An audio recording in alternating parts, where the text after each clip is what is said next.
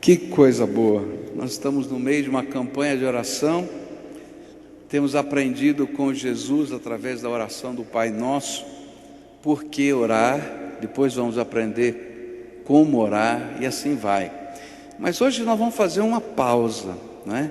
Para aprender com Jesus como orar, como ele orou durante a semana da Páscoa. Essa semana eu estava estudando a Bíblia e falei assim: como é que Jesus enfrentou o maior momento, ou o pior momento, o mais difícil momento da sua jornada? Porque naquele instante, naquela semana, desde quinta-feira à noite até o domingo da ressurreição, aconteceram as coisas mais complicadas na vida de Jesus. Naquele momento ele tinha que se despedir dos seus discípulos. Naquele momento ele tinha que confrontar um traidor. Tinha Judas lá. Naquele momento ele tinha que enfrentar os soldados que vinham prendê-lo. Ele tinha que enfrentar um momento de agonia em que Deus, o Pai, lhe dava a liberdade de escolher se seria ou não o Salvador. E lá no jardim de Getsemane ele estava orando e falando com o Pai e dizendo: olha, eu não estou querendo passar por tudo isso, se for possível, passa de mim esse cálice. Mas depois ele para e diz assim: mas não se faça o que é a minha vontade, mas a tua vontade. E ele decide ir até o fim. E não foi fácil. A Bíblia diz até que ele suou gotas de sangue, de tão intensa que era a luta da sua alma. Depois ele teve que enfrentar um julgamento, e a Bíblia fala que ele foi como ovelha muda diante dos seus tosqueadores. Ele não abriu a sua boca. As pessoas falavam das coisas complicadas. É interessante, eu não tenho problema quando as pessoas criticam a minha vida. Eu não tenho problema. Pascoal fez isso, aquilo outro. Agora, eu tenho um problema seríssimo, eu não sei você, vou ter que falar para você do meu problema, da minha dificuldade. Quando as pessoas julgam o meu caráter. Ele fez isso por quê? E aí começam a falar das minhas intenções, da minha alma.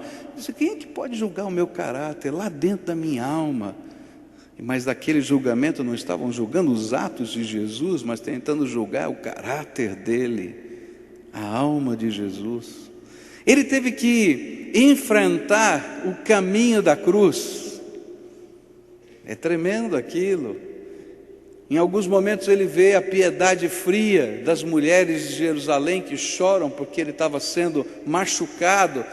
E ele diz: vocês não estão entendendo nada, não chorem por mim, mas chorem pelos seus filhos, porque vocês não sabem o que vai acontecer nessa cidade em poucos anos. Naquela semana, ele teve que enfrentar a cruz do Calvário, os cravos, a vergonha, o deboche.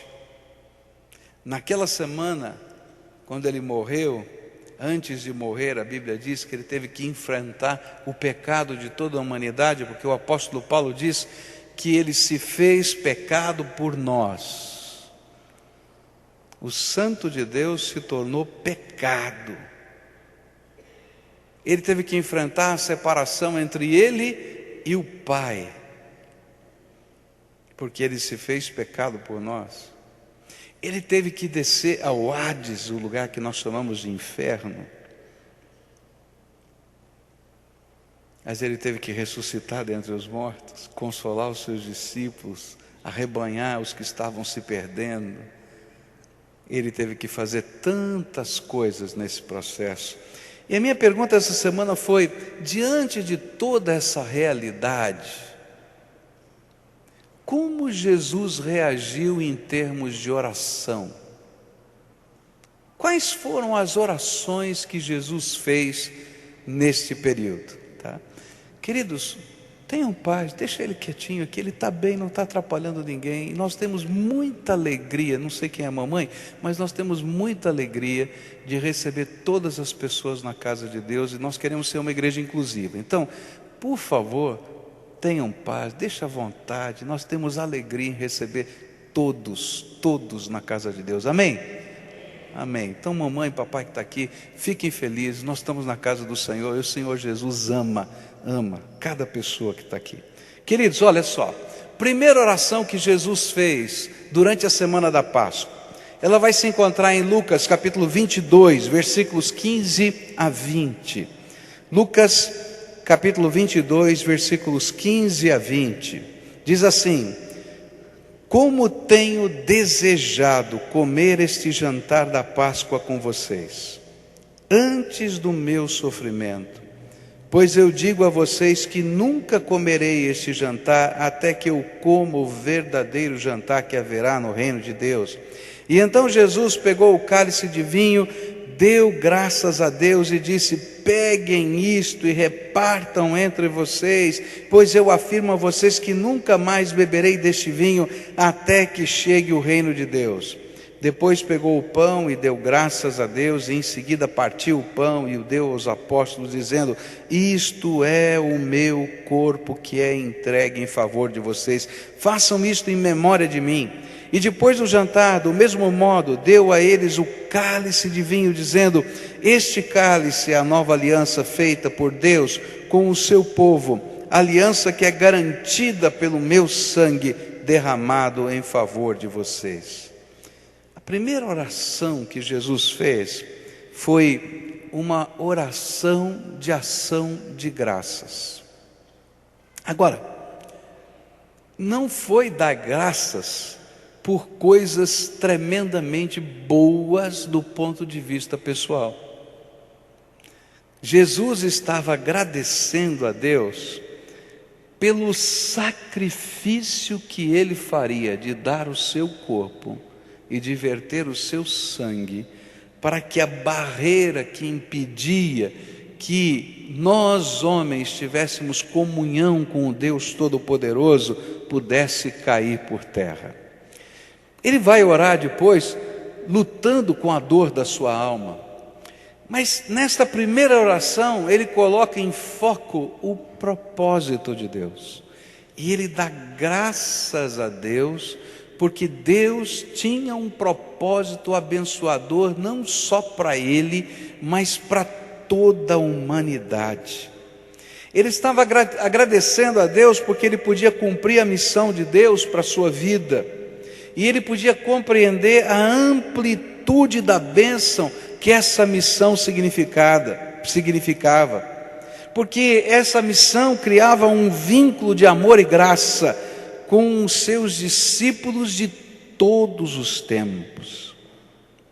E a lição que esta oração me apresenta é que vale a pena e é motivo de alegria cumprir toda a missão que Deus tem para nós, mesmo naqueles dias em que a missão parece difícil demais. Eu não sei como é que é na sua vida, eu vou falar um pouquinho da minha vida. Tem momentos que a gente tem vontade de desistir, não é verdade? Tem coisas que vão acontecendo na minha vida e na sua vida, em que a gente tem vontade de dizer: não, chega, já deu, já foi. Eu me lembro alguns anos atrás, em que eu estava vivendo um problema com o pastor dessa igreja já, muito complicado. E aí um dia eu entrei no meu escritório, fechei a porta do meu escritório e fui fazer uma oração complicada. E disse assim: Deus, eu quero pedir permissão para ir embora, eu quero deixar essa igreja. Porque a gente não está aqui por outra razão, a não ser pela vontade de Deus. Deus nos colocou aqui e é Ele que tem que nos tirar. E ele disse: eu estou cansado, eu quero ir embora. E eu reclamei da missão que Deus tinha me dado. E aí então naquele dia que Deus fala conosco, e Ele é tremendo quando fala conosco, Ele disse assim: se você quer ir, vai embora. Agora você vai sozinho, porque você não cumpriu a missão que eu deixei para você fazer. E aí eu entrei em choque, falei: mas eu não quero ir sozinho, eu só quero que você me dê permissão para o senhor ir comigo. Ele falou: não, você não terminou a missão. Eu tenho um propósito para a tua vida, no meio das lutas, das tribulações, das dificuldades que você tem enfrentado. E queridos, isso já faz, não sei exatamente quanto tempo, mas bem mais de 10 anos. E eu louvo a Deus porque o propósito da missão de Deus em determinados momentos da nossa vida é difícil, é penoso, a gente chora, mas quando a gente permanece no propósito da missão de Deus, a gente pode ver com alegria os frutos e dar graças a Deus. A beleza da oração de Jesus, da primeira oração de Jesus, é que ele ainda não tinha visto fruto, mas pela fé, ele antecipou o fruto antes da sua dor, do seu sofrimento, e deu graças a Deus pelo pão e pelo vinho, que fazem parte do memorial da ceia do Senhor, para dizer: olha, o meu corpo e o meu sangue têm um propósito, e esse propósito são vocês que estão aqui com uma semente de tudo quanto Deus vai fazer ainda. E se hoje você está aqui, você foi fruto da gratidão de Jesus, que anteviu você séculos depois e disse: foi por você, e você é a minha alegria. Por isso, quando ele nos convida a partilhar a ceia do Senhor, o pão e o vinho, ele nos convida a celebrar a alegria que ele anteviu lá.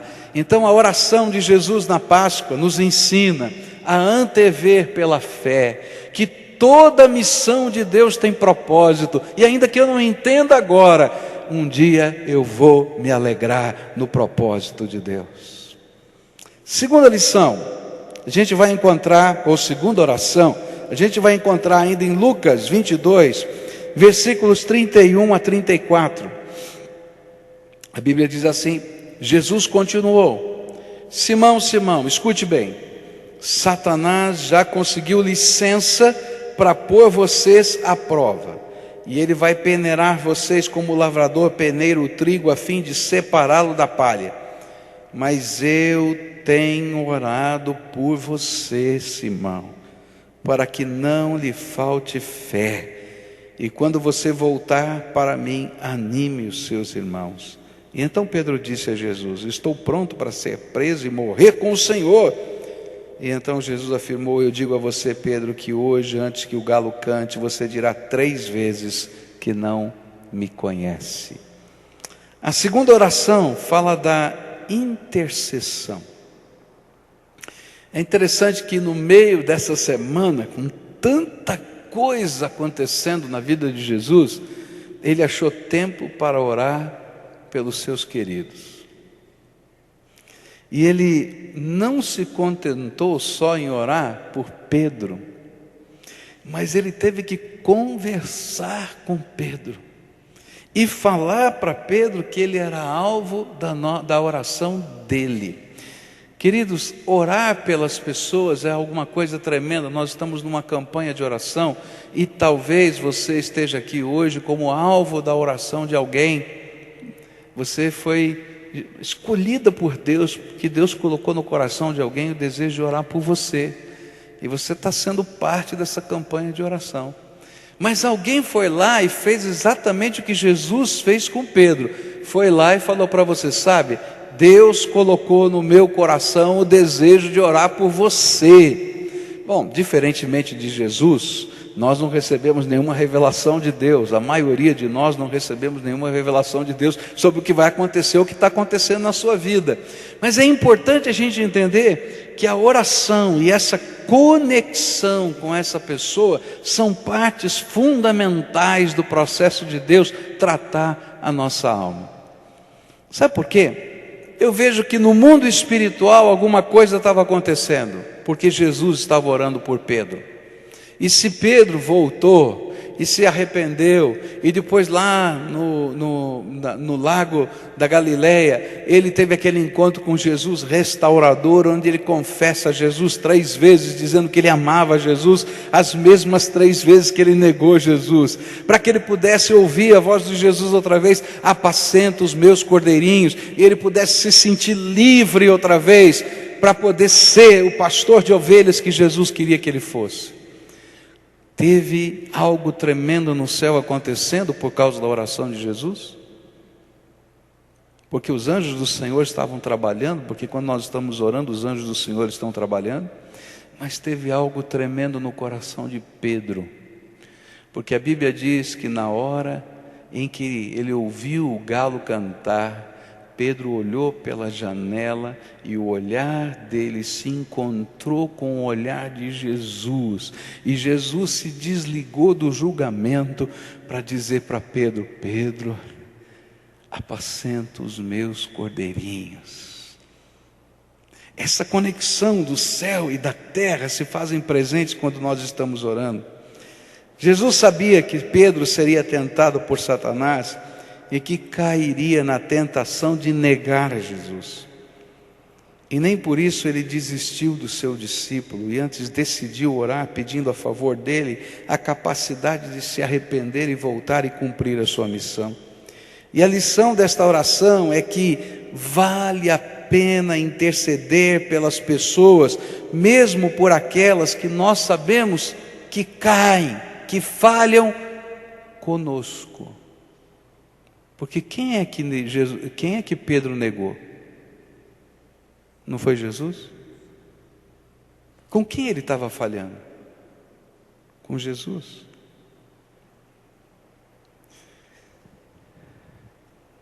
E nós devemos pedir a Deus, aqueles que até falham conosco, a oportunidade para que se restaurem e sejam alcançados pela graça a ponto de cumprir a sua missão. Jesus gostaria que algo tremendo acontecesse hoje na Páscoa. É um milagre o que ele gostaria que acontecesse. Mas é um milagre que vai depender de você. Tem alguém nos seus relacionamentos que machucou você, que falhou com você?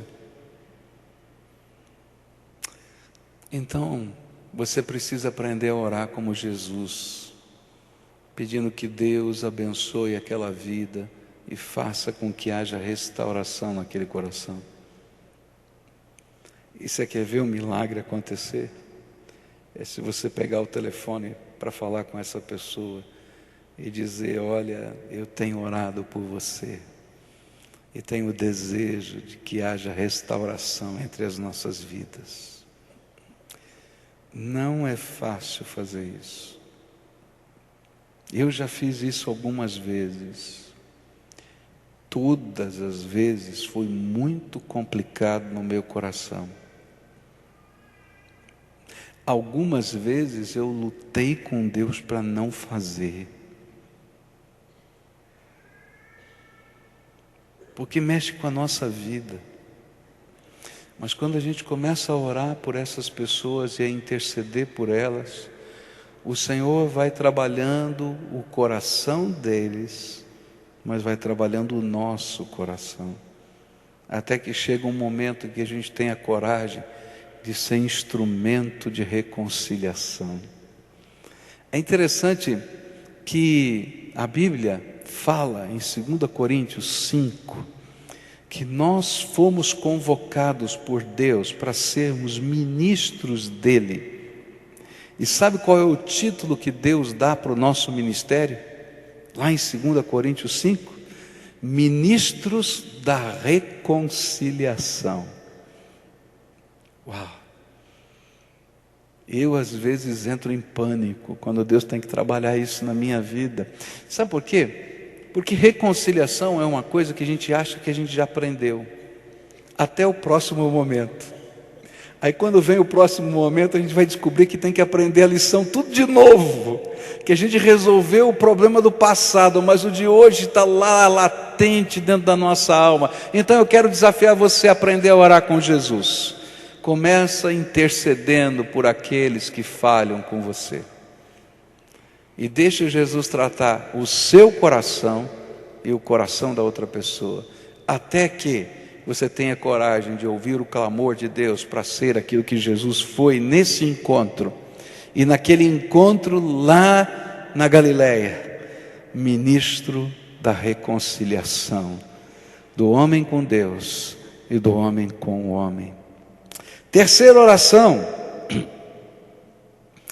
Essa oração talvez tenha sido a mais complicada de Jesus. Se encontra em Lucas 22, versículos 39 a 46. A Bíblia diz assim: Jesus saiu e foi como de costume ao Monte das Oliveiras, e os seus discípulos foram com ele. E quando chegou ao lugar escolhido, Jesus disse: orem pedindo que vocês não sejam tentados.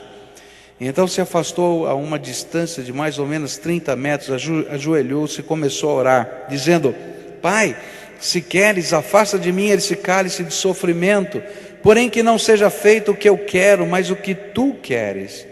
E então um anjo do céu apareceu e o animava, e cheio de uma grande aflição, Jesus orava com mais força ainda, e o seu suor era como gotas de sangue caindo no chão. E depois de orar, ele se levantou, voltou para o lugar onde os discípulos estavam e os encontrou dormindo, pois a tristeza deles era muito grande. E disse: por que vocês estão dormindo? Levantem-se e orem para que não sejam tentados. A terceira oração nos remete para o conflito mais intenso da alma de Jesus: sofrimento versus vontade de Deus. Jesus sabia que a sua missão implicava em sofrimento pessoal, e ele sabia que o seu sofrimento era a única maneira de que fôssemos salvos, mas ele precisava decidir submeter-se ou não à vontade de Deus. E eu creio que esta foi a oração mais difícil de toda a vida de Jesus, porque nela ele firma um compromisso radical com a vontade de Deus. E a grande lição desta oração é que a verdadeira oração poderosa é aquela que fazemos segundo a vontade de Deus. Anos atrás veio aqui à igreja um senhor e ele foi conversar comigo lá no meu gabinete. Ele disse: pastor, eu estou vivendo um momento difícil da minha vida e eu vim aqui para o senhor me ensinar uma oração poderosa. E eu fiquei pensando: que é esse negócio de oração poderosa, né? Ele disse assim: eu não entendi, o que o senhor quer, como assim? Ele falou: olha, pastor, a gente vê no jornal oração poderosa para os endividados, oração poderosa para aqueles que estão vivendo doença, oração poderosa para aqueles que têm crise no casamento. Eu preciso que o senhor me ensine uma oração poderosa.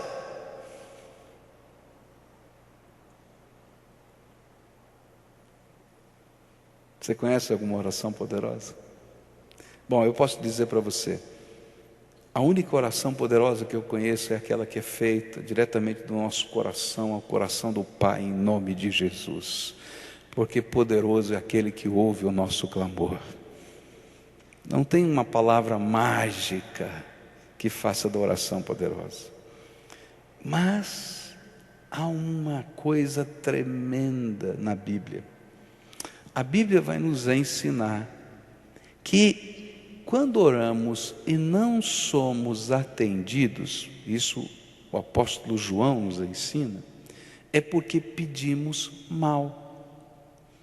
Pedimos segundo a nossa vontade e não segundo a vontade de Deus. E uma das coisas que a Bíblia vai me ensinar é que o meu tempo de oração é muito mais do que um tempo de requerimentos ao trono, mas é um tempo de comunhão com o Rei, onde o Rei e eu conversamos. Ele é meu Pai, Ele é o dono do reino, Ele é o Senhor, mas Ele começa a conversar comigo e Ele revela os seus propósitos. E o grande projeto de Deus é que nós, seus filhos, e Ele possamos nos unir a ponto de que os propósitos dEle se tornem nossos propósitos. Quando a gente ora a oração do Pai Nosso que estás nos céus, santificado seja o teu nome, venha a nós o vosso reino, seja feita a vossa vontade, assim na terra como no céu. Sabe o que quer dizer isso? Que a vontade de Deus se faça no céu e na terra da mesma maneira. Ou seja, assim como ela é feita completa e totalmente no céu, que ela se faça completa e totalmente na terra, especialmente na minha vida.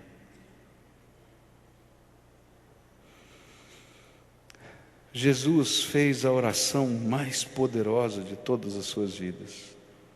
E não foi uma oração por um milagre. Foi uma oração de conformação ao propósito de Deus para ele. E a lição que fica aqui é que quando nós rendemos a nossa vida a cumprir todo o propósito de Deus, mesmo aquele que representa sofrimento, humilhação, em um determinado tempo, pois em relação à eternidade, esse sofrimento e humilhação é uma leve e momentânea tribulação, então experimentamos todo o poder de Deus na nossa vida. Talvez você esteja no seu Getsemane, e a oração mais natural que a gente tem para fazer no Getsemane da nossa vida é a mesma que Jesus fez. Senhor Jesus, passa de mim esse cálice. Graças a Deus que cabe uma oração assim. Eu tenho vontade de pedir sempre isso: Jesus, passa de mim esse cálice, passa. Isso aqui não, Jesus, isso aqui não, isso aqui não, isso aqui não. Mas não se esqueça do final da oração do Getsemane. Mas não se cumpra a minha vontade, mas a tua, Senhor. Porque eu posso ver apenas na perspectiva do plano da minha vida, enquanto que Deus está vendo na perspectiva e na dimensão do plano eterno, em todas as dimensões do universo. Ele sabe, e eu confio nele, porque Ele sabe de todas as coisas. Quarta oração. A quarta oração que Jesus fez foi já no caminho da cruz, sendo crucificado. E Ele vai orar nos versículos, no capítulo 23, verso 34 do Evangelho de Lucas. E então Jesus disse: Pai, perdoa esta gente, eles não sabem o que estão fazendo. E esta oração é a prática do que Jesus ensinou na oração do Pai Nosso.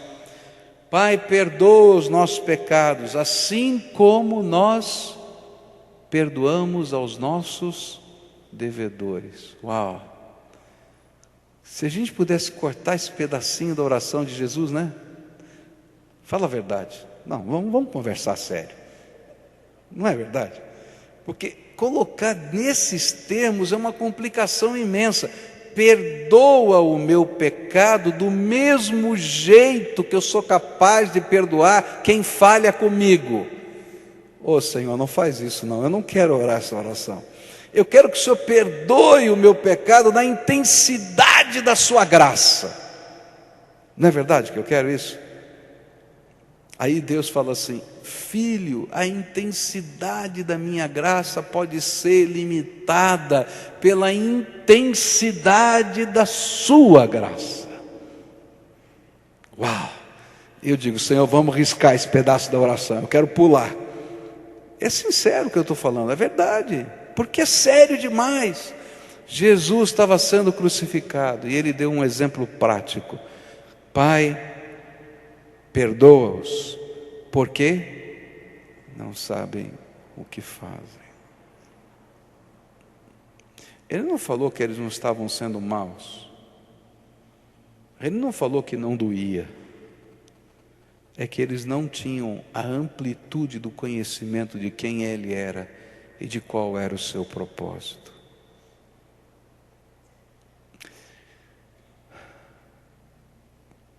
O que essa oração me ensina aqui é que eu preciso desenvolver na minha vida a capacidade de amar e de perdoar. Não segundo a outros modelos do meu dia a dia, porque eles serão falhos como eu, mas imitando Jesus e pedindo para Ele forjar o meu caráter segundo o modelo dele mesmo. Quando eu paro para pensar nisso, eu digo: Senhor, tenha misericórdia. A lição é que perdão é parte integrante e essencial de toda a oração. E sem ela, sem ele, o perdão, nossas orações podem ficar interrompidas. Tem uma coisa que eu acho tão engraçada, é 1 Pedro, capítulo 3. 1 Pedro, capítulo 3, fala da dinâmica da família. E ele diz assim: olha, marido e mulher, cuidem bem da vida dos dois. Aprendam a se amar e se perdoar, a se valorizarem mutuamente. Ele vai falando sobre isso. E ele diz assim: sabe por quê? Porque se vocês não aprenderem a viver assim, as suas orações serão interrompidas. Olha, se você brigou com seu marido antes de sair de casa, volta a dar um beijão nele quando chegar em casa, viu? Está entendendo? Porque senão as orações ficam interrompidas. Você, marido, se brigou com a tua mulher, a mesma coisa. O que ele está ensinando? É que estas coisas a gente começa a viver primeiro dentro de casa. E se eu não consigo viver isso dentro de casa, como é que eu vou viver fora de casa? Então, perdão é lição de casa, que depois que sai, que é aprendido na dinâmica da casa, a gente aprende a viver em todas as dinâmicas da vida. Agora, ainda que pareça simples eu dizer que perdão é lição de casa, eu vou dizer para você que às vezes os perdões mais difíceis de se conceder acontecem dentro da nossa casa. Porque quando eu não tenho ligação de importância e de afinidade com alguém, e alguém me machuca, eu não estou nem aí. Mas quando eu amo essa pessoa e essa pessoa me machuca, dói mais. Por isso, a gente aprende perdão em casa, amando os nossos queridos e concedendo perdão uns aos outros. Quinta oração, eu vou chamá-la de oração do desespero. Mateus 27, verso 46 diz assim: às 15h, Jesus gritou bem alto: Eli, Eli, lema sabachthani. E estas palavras querem dizer: meu Deus, por que me abandonaste? A quinta oração reflete que há um lugar na presença de Deus para todo e qualquer conflito da nossa alma.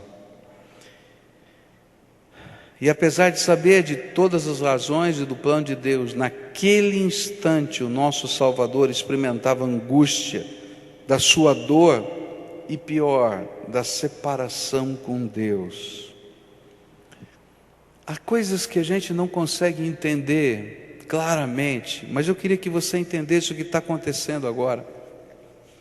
Naquele momento em que Jesus foi cravado na cruz do Calvário, o que matou Jesus não foram os cravos. Tanto é que Jesus morreu muito mais rápido do que a maioria das pessoas que chegavam a levar 3, 4 dias para morrer pelo sistema de crucificação. No sistema de crucificação não é o sangramento que faz a pessoa morrer, é a exaustão que faz a pessoa morrer. Ela fica presa pelos seus braços, apoiada nos cravos dos pés. E para poder respirar, ela tem que empurrar o seu corpo para cima, forçando os seus pés nos cravos.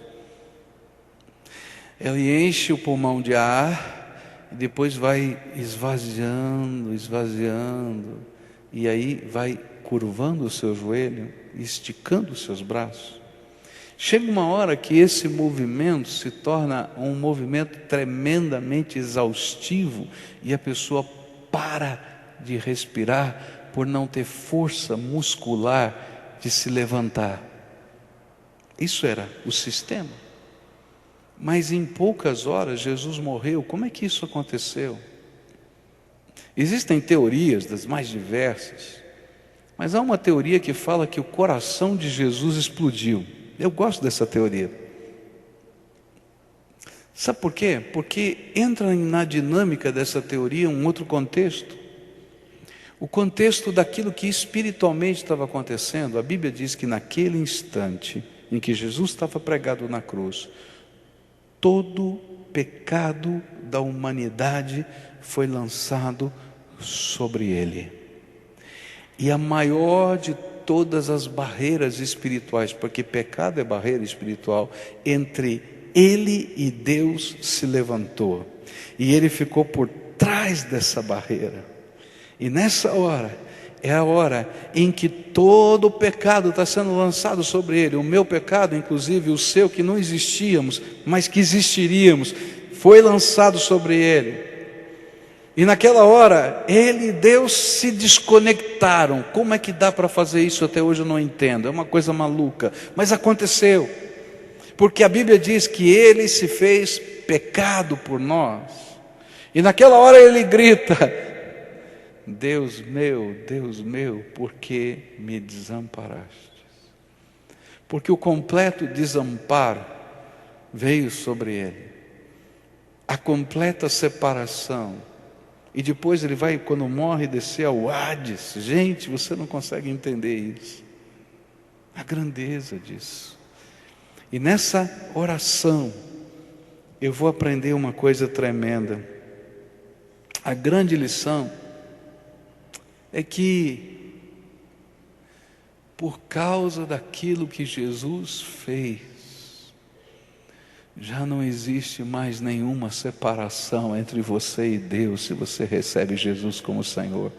E você nunca mais vai precisar gritar, como Jesus gritou na cruz: Deus meu, por que me desamparaste? Mas antes, você vai poder chegar à presença dele levando toda e qualquer ansiedade diante do Pai, porque a Bíblia diz que ele tem cuidado de vós.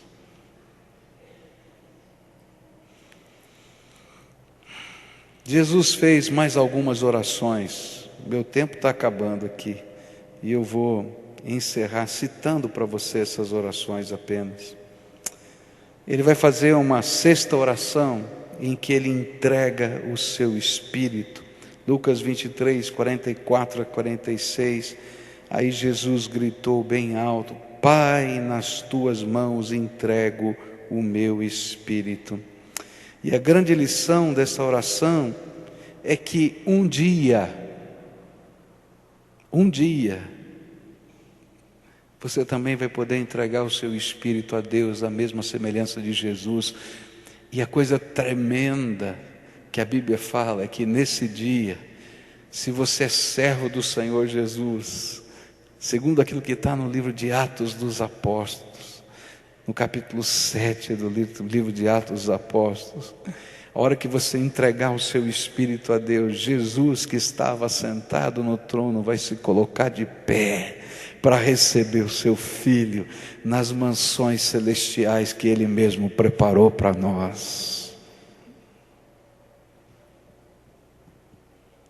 A sétima lição vai aparecer no capítulo 24, versículos 28 a 32, ou a oração, onde ele vai lá no caminho de Emaús e encontra aqueles dois que estão fugindo, explica as Escrituras, e eles não conseguem entender que Jesus ressuscitou, até o momento em que Jesus faz uma oração de gratidão, partindo o pão. E eles reconhecem Jesus, e eles dizem: Jesus ressuscitou. E Jesus então, diante dos seus olhos, desaparece. E a lição dessa oração é que toda vez que nós buscamos a Jesus em oração, os nossos olhos são abertos, porque Deus se revela para nós. A oitava e última lição, e eu termino com ela, é a oração que Jesus faz na ascensão. Lucas 24, versículos 50 a 53, diz assim: E então Jesus os levou para fora da cidade até o povoado de Betânia, e ali levantou as mãos e os abençoou. E enquanto os estava abençoando, Jesus se afastou deles e foi levado para o céu. E eles o adoraram e voltaram para Jerusalém cheios de alegria. E passavam o tempo todo no pátio do templo, louvando a Deus. Quero terminar dizendo para você, olha, vale a pena você buscar a face de Deus, vale a pena você servir a Deus, vale a pena você não apenas celebrar a liturgia de um culto, mas você viver o culto todos os dias, porque quando nós vivemos nesta dimensão, sabe o que ocorre? Os céus se abrem. Nós somos arrebatados aos lugares celestiais em Cristo Jesus, e a bênção de Deus se derrama sobre nós. E quando a gente vive isso, a resposta natural é aquilo que esses discípulos fizeram ao ver Jesus sendo levantado aos céus. Imagina a cena, Jesus se levantando aos céus, e enquanto ele está indo, as mãos dele estão estendidas, ele está abençoando. Não está na Bíblia isso, eu estou falando o que passa na minha cabeça. Toda vez que eu leio a Bíblia, eu fico pensando como é que é a cena. Eu imagino assim, e ele vai dizendo: João, você vai cuidar da minha mãe, que Deus te abençoe assim, assado. Pedro, você vai cuidar das minhas ovelhinhas, que Deus te fortaleça assim, assado. Porque a bênção de Deus não é coletiva, é individual, intransferível e pessoal. E ele está subindo, e eu estou no meio da multidão. Eu imagino a cena assim, não está na Bíblia, eu estou imaginando. Eu estou no meio da multidão, será que ele vai falar o meu nome? Será que ele vai falar o meu nome? E quando eu escuto o meu nome, não tem jeito, eu vou fazer o que eles fizeram. Eu vou começar a louvar a Deus, eu vou querer servir a Deus, eu vou querer glorificar a Deus com a minha vida. Nessa manhã de Páscoa, Deus te trouxe aqui não por acaso. Deus te trouxe aqui porque, ainda que você seja alvo da intercessão de alguém, tem alguém muito especial que nunca deixou de interceder por você. Jesus, o Salvador amado, conhece o teu nome. E Ele está lá nas nuvens, lá nos céus. Mas as mãos dele continuam estendidas para nos abençoar.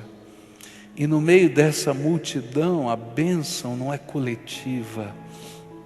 Ele olha para mim, ele olha para você e diz: você, e aí coloca o teu nome. Eu tenho uma bênção para você. Eu quero tocar a tua vida, eu quero dirigir a tua vida, eu quero ensinar você a caminhar.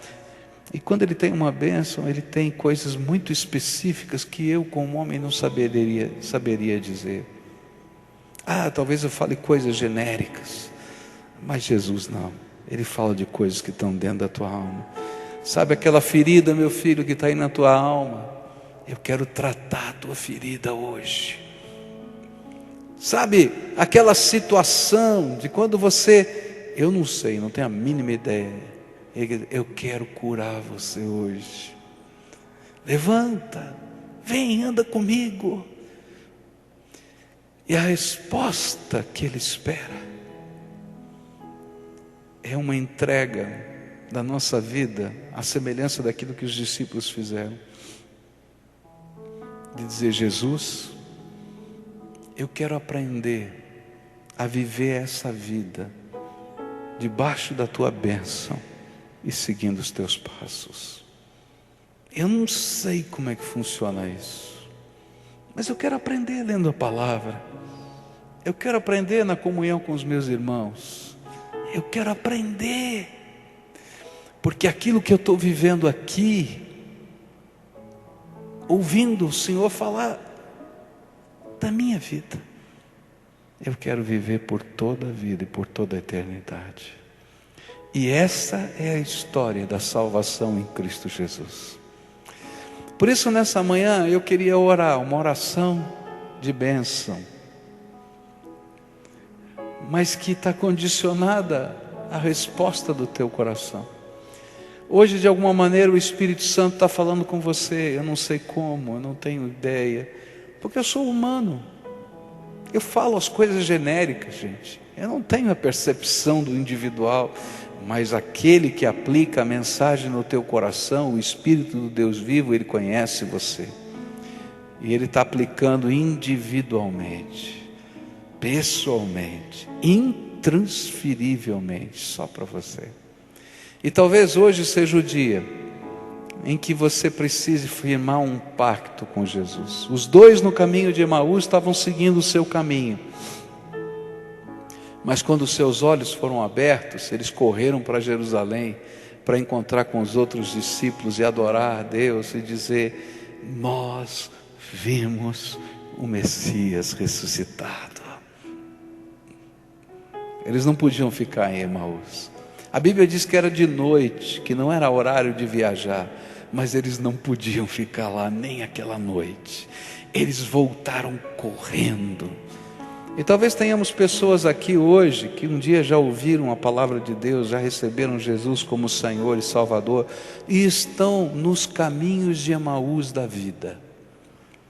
E hoje a palavra de Deus está abrindo os seus olhos, e é tempo de volta correndo para Jesus.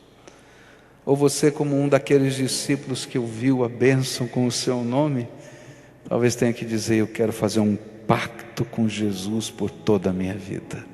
Então nessa manhã, se o Espírito de Deus está falando com você, antes da gente encerrar esse culto, eu queria orar por você.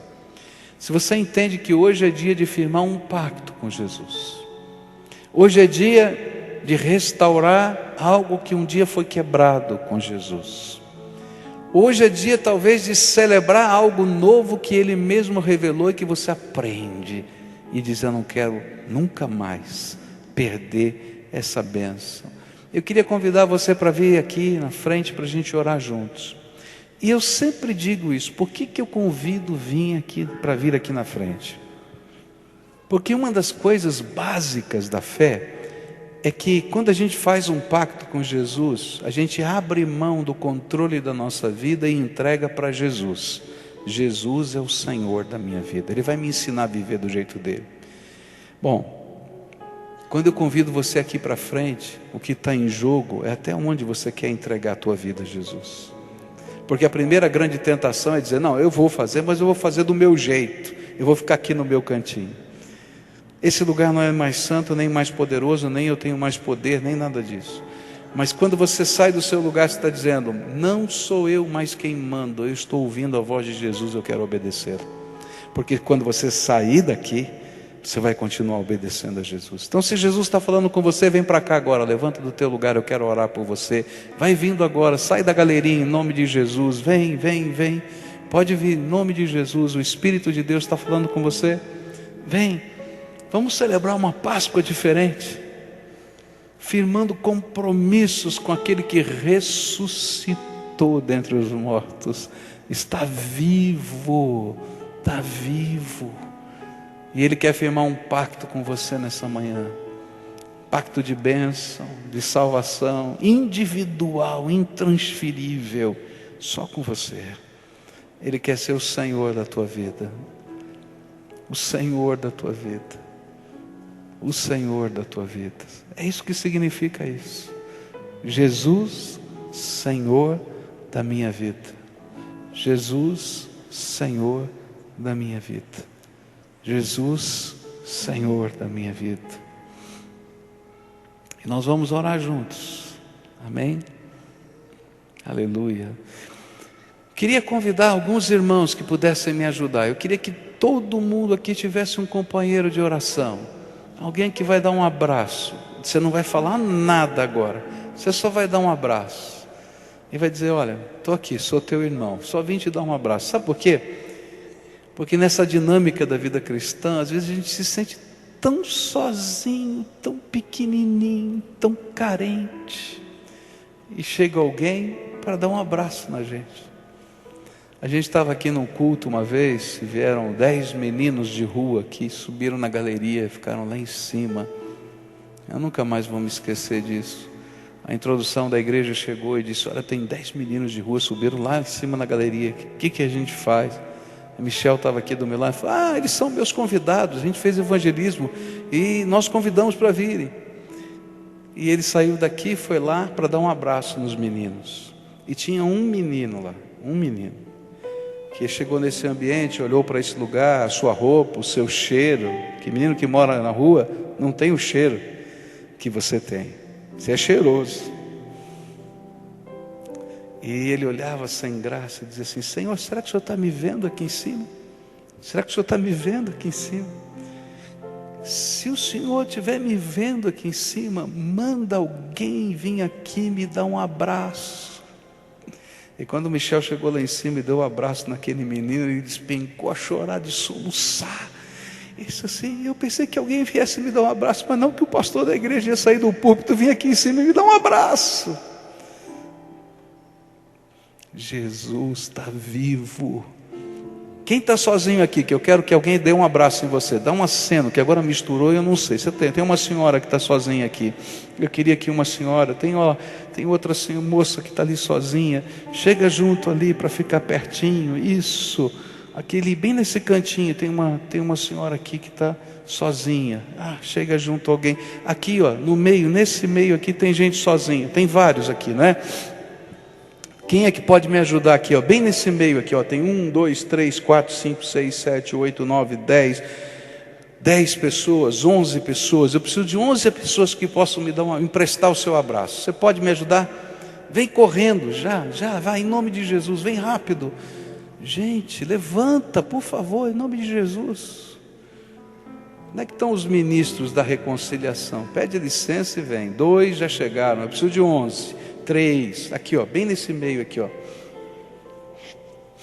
Isso, aqui, aquele jovenzinho ali atrás está sozinho, aquele também, esses 2 estão sozinhos. Tem uma senhora que está sozinha, bem aqui onde eu estou, tá? Chega junto aqui, isso, que benção. Quem está sozinho, acena para mim aqui, tem um senhor que está sozinho, bem aqui, acena, aponta para mim quem está sozinho aqui, isso, ali, alguém que possa vir lá dar um abraço naquele senhor. Isso, está sozinho esse jovem de camiseta branca, tá? Ali, se alguém puder chegar, acena para mim que bagunçou, eu não sei quem está sozinho e quem não está, mostra para mim, está sozinho aí? Aqui, no cantinho, está escondidinho aqui, olha, bem aqui nesse cantinho, tá? Agora nós vamos orar, tá? A primeira oração é tua, tá? A primeira oração só você pode fazer. Você vai fazer um pacto com Jesus. Você vai usar as suas palavras, vai dizer: Jesus, eu quero te buscar, eu quero aprender a andar contigo. Faz um pacto comigo, como meu Senhor, como meu Salvador. Me coloca, Senhor, na palma da tua mão, me carrega, escreve a tua vontade no meu coração. E coloca a tua marca de que eu te pertenço, o teu Espírito Santo dentro de mim. Agora eu quero orar por você. Senhor Jesus, muito obrigado pelas orações que o Senhor fez naquela semana de Páscoa. Muito obrigado, porque elas foram para mim. E nessa hora, Pai, eu quero apresentar os meus irmãos que estão diante de Ti. O Senhor os conhece. E o Senhor tem uma bênção pessoal e intransferível para eles. E eu quero te pedir, vem, ó Espírito Santo do Deus vivo, vem sobre eles, vem com a tua graça, vem com a tua misericórdia, vem com o teu poder, vem com o teu perdão, vem com a tua restauração, vem com a tua bênção. E Senhor, escreve um novo tempo, marca como um divisor de águas, uma nova vida. E dá, Senhor, a tua bênção para cada dia, e que eles aprendam a viver debaixo da tua vontade e do teu propósito todos os dias desta vida e por toda a eternidade. Em nome de Jesus nós oramos, amém e amém. Fica de pé, querido. O companheiro de oração que está aí vai orar por você agora, tá? Mas antes eu quero dar algumas dicas. Espera só um minutinho, tá? Quero dar algumas dicas. Marca um encontro com Jesus todo dia. A gente está numa campanha de oração, então marca um encontro com Jesus todo dia. Sabe como é isso? A Bíblia fala que você escolhe o lugar que você quiser, tá? A Bíblia, o exemplo que ela dá é o quarto da gente. Fecha a porta do quarto, um lugar seu, pessoal, e separa 15 minutos do teu dia para falar com Jesus. É muito 15 minutos? Não é, não é? 15 minutos, o que é que você vai fazer nesse tempo? Você vai falar com Ele. Agora, eu sei que se você não aprendeu a orar ainda, 15 minutos vai parecer uma eternidade orando. Como é que vai ser isso? Então a segunda dica é: pega a sua Bíblia no Evangelho de Marcos e começa a ler um capítulo por dia, dá 2 páginas, tá? E aprende quem é esse Senhor que você está orando. Deixa Ele falar com você, tá? Nós temos um livro que a gente tem aqui para acompanhar a campanha. Se você puder, leva esse livro, pega lá na livraria, e tem uma meditação para cada dia. Se não puder, pega a sua Bíblia, que é o melhor, tá? E não vai substituir, o livro não substitui a Bíblia é sempre melhor, ele é apenas um reforço, e nós vamos caminhar juntos em oração. O companheiro de oração vai perguntar se você tem algum motivo especial pelo qual você quer que ele ore, e ele vai orar. Enquanto isso, todo o povo de Deus de pé, com a mão dada, e a gente vai terminar esse culto adorando a Deus antes do coro cantar. Depois o coro termina, pode ser? Então vamos lá, adoremos ao Senhor. Dá a mão para quem está perto de você aí, para a gente encerrar esse culto. Depois que a gente cantar essa música, o coro canta. E não perca hoje à noite o musical, está lindo, Ressurreto.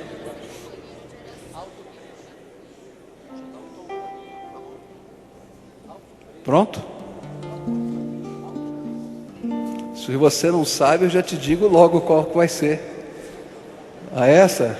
Ele está preocupado. Você já sabe qual vai ser, não sabe? Aleluia, vamos lá, pronto. Esse eu sei decor. Vamos lá. Já deu, pastor. Aleluia,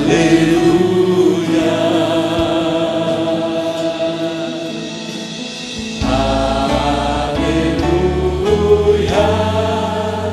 reina sempre o grandioso Senhor. É bem fácil, a gente glorifica Jesus.